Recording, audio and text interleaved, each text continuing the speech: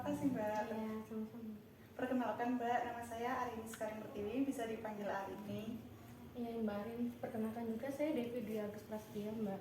Mbak, kesini sudah makan, Mbak? Sudah Mbak. Alhamdulillah kalau sudah makan. Lalu, apakah ada yang bisa saya bantu, Mbak? Sebenarnya saya lagi banyak sekali pikiran Mbak. Saya senang, Mbak, kalau misalkan Mbak bisa bercerita dengan saya. Saya siap menjadi teman Mbak. Saya bingung Mbak mau cerita dari mana, soalnya saya takut untuk menceritakan masalah saya kepada orang.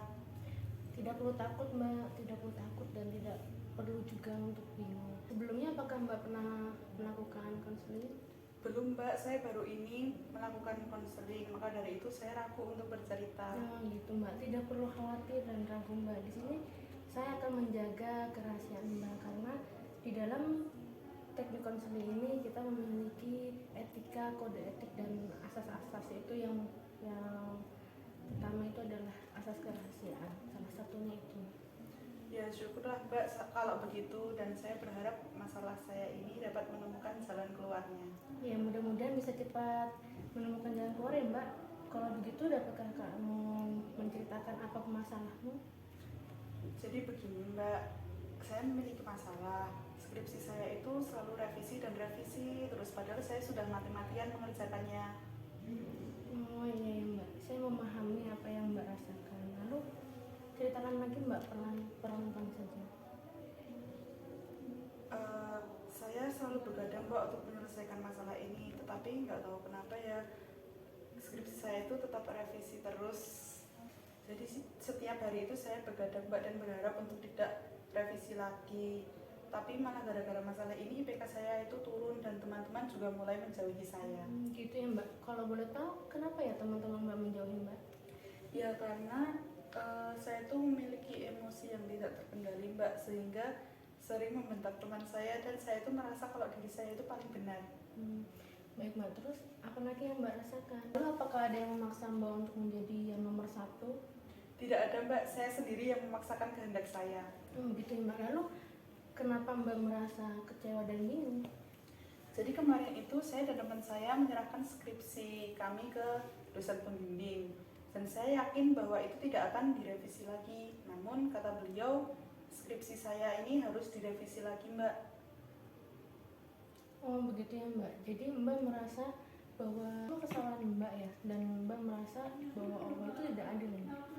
Iya Mbak, saya rasa ini kesalahan saya dan saya merasa ini semua tidak adil. Padahal teman dan orang tua saya tidak pernah menuntut saya, bahkan mereka selalu memotivasi saya. Gimana ya Mbak, saya itu merasa dikejar-kejar rasa bersalah dan takut. Pikiran itu selalu terlintas dalam pikiran saya. Saya harus bagaimana ya? Yang sulit Mbak untuk menjadi yang satu. Memang terkadang apa yang kita mau itu tidak seperti hal yang apa yang kita harapkan, itu kan Mbak. Memang menjadi yang terbaik itu memang sulit. Karena kita memiliki pemikiran itu, jadi kita merasa bahwa apa yang kita kerjakan itu selalu salah.